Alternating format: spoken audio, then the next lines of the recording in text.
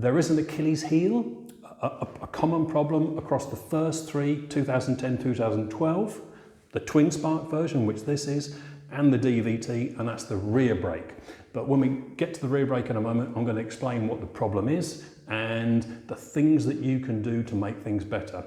It's going to take a little bit of work, but I'm going to explain what you need to do. So now we're looking at the rear brakes. Now it's a similar sort of thing with the rear brakes. The most important thing is making sure your surfaces are absolutely clean and free of contamination. So it's the same principles with the front. You need to get your pads out. You need to make sure your pads are clean. Ideally, if you've just bought the bike, you're going to keep the bike, buy a set of new pads. So, as I've just mentioned brake pads, I think what we'll do is we'll just jump straight in and talk about the rear brake pad choice.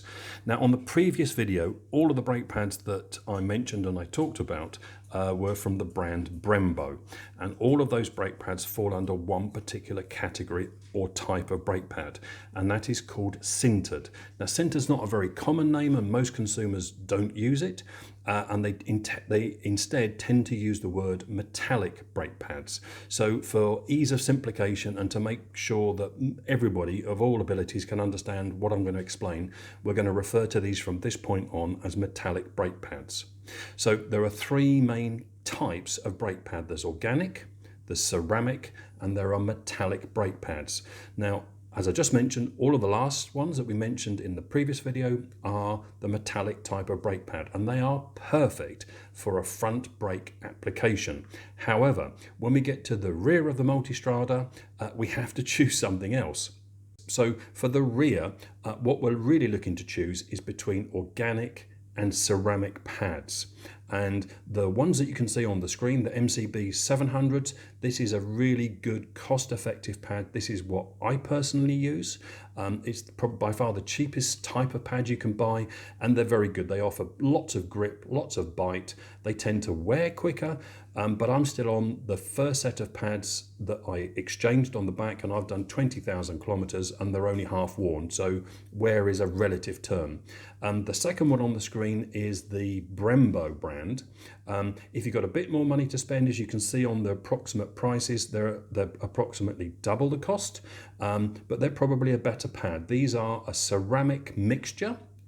They're still really classed as an organic pad, and they will give you a longer life, and they'll deal with higher temperatures a little bit better than the organic pad. So if you're someone that does a bit more two-up riding or fully loaded, these are probably a good bet. But in general, these two pads will cope with just about everything from the novice, the beginner, the commuter, all the way up to a quick rider. So not getting too technical, let me just explain one element and why I would recommend these two types of pad. And it's to do with thermal transfer. So you're thinking, what the heck is thermal transfer? Well, on the front brakes with the metallic pads, they get the contact patch between the pad and the disc gets really hot really quick. And one of the qualities of metallic pads is its ability to transfer that thermal energy away from that contact point into the rest of the braking system, and that means the caliper, and the caliper's full of brake fluid. Now on the front of the bike, it doesn't matter because the front of the bike is so far away from the exhaust, the catalytic converter and the engine, you've got no additional heat problems going on, and you've got fresh air moving over them, and it's absolutely fine. And in this application, they're brilliant. However, as we're going to cover in more detail in a minute, the Multistrada has a lot of problems with heat, especially on the rear brakes. So the very last thing we want to do is introduce a brake pad that's good at transferring heat from the brakes into the calipers and then into the fluid. Go for the organic pad, or if you've got a bit more money, go for the Brembo ceramic pads.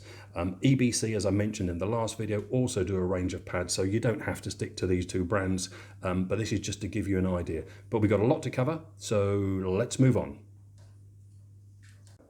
However, the Multistradas have always had a poor rear brake, and that's due mainly to, and if I move the camera, the routing of the rear reservoir and the brake lines in proximity to the exhaust. They just get way too hot.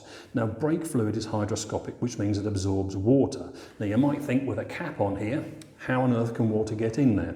But your cap has to have a very, well, it has two, but they normally have small holes in there to let air come in so that there's no unequalizing of pressure when you're going up in altitude and down in altitude on your tours.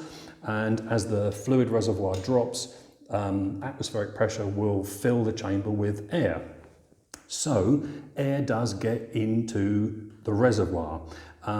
But what's really important is the wet boiling point. So there are two things. There's the dry boiling point and there's the wet boiling point. And standard brake fluid, something like this, in a normal bike and a normal car, is perfectly fine. This is just regular DOT4 you can get from your petrol stations or your motorbike shops. And if you're prepared to change your brake fluid on the rear twice a year, and that's going to sound excessive, this stuff is absolutely fine. However, if you want to get a season out of your brakes, you need to spend some more money and buy a different brake fluid. This has got a different rating for the wet and the dry boiling point. It's more expensive, probably 3 times the price. And I use this. I generally change my brake fluid specifically on the rear at the start of the season. So changing the brake fluid is important. Now, the next thing, which is also a little tricky, is the caliper is sitting on the bottom. So where does air go? When air gets into a braking system, it goes to the highest point.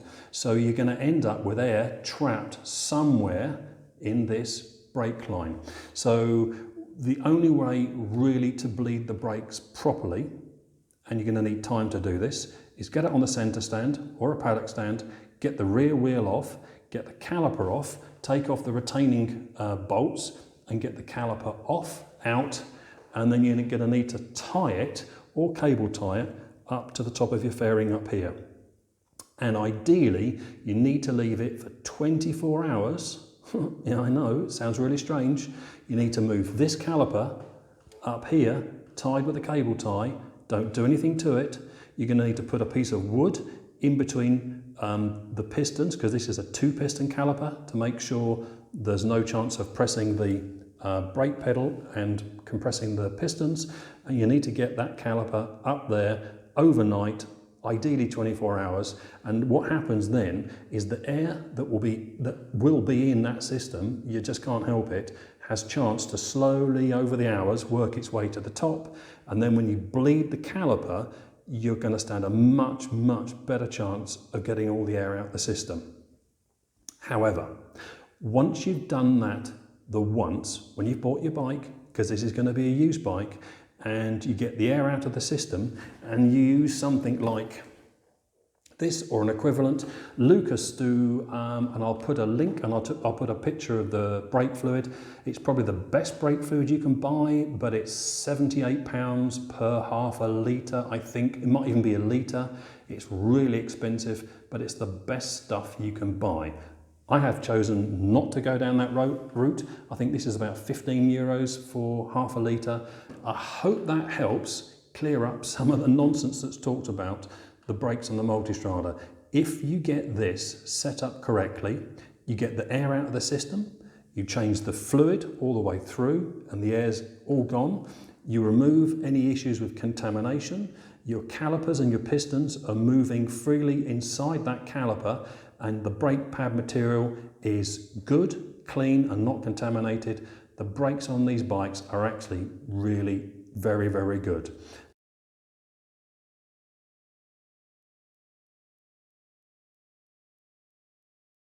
It's actually the final part that you would do in sorting out and making sure that your Multistrada 1200 brakes are set up correctly. This is obviously the rear brake pedal, and if you look inside there, I'll zoom in and you will see a very small here nut and thread, and they're on the plunger that actuates the master cylinder.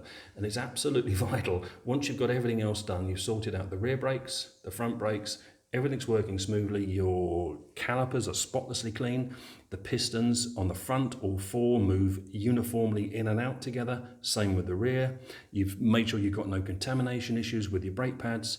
Then this is the thing that you need to do very, very last. And in particular, once you've changed your brake fluid. So this little adjustment in here determines how much free play you have on the pedal before the rod starts to actuate or press on the master cylinder. This is the rear master cylinder. So it's absolutely essential you have this adjusted correctly. If you have a look in your manuals, it'll tell you how to set it up. You're going to need to take off the arm itself. You need to make sure that the spring mechanism, which you can see just behind here, and this shaft are clean, the fresh grease, and that the arm moves up and down without any problems whatsoever. And then you need to set up and you can adjust it. So I've looked at two of these Multistradas that have come with poor brakes or poor rear brake, and both of them had a good 1.5 inches. I mean, I'm pressing pretty hard. They had more than 1.5 inches of travel before anything really happened. And that was a very small adjustment here, makes a big adjustment on the actual pedal. So this is the last section that you would do, making sure your brakes are working exactly as they should do. So I hope that helps.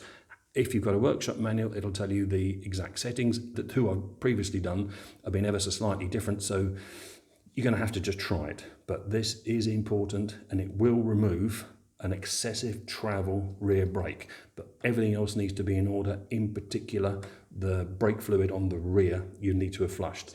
So I hope I haven't bored you. I hope you've enjoyed it, and more videos to come. Thank you very much.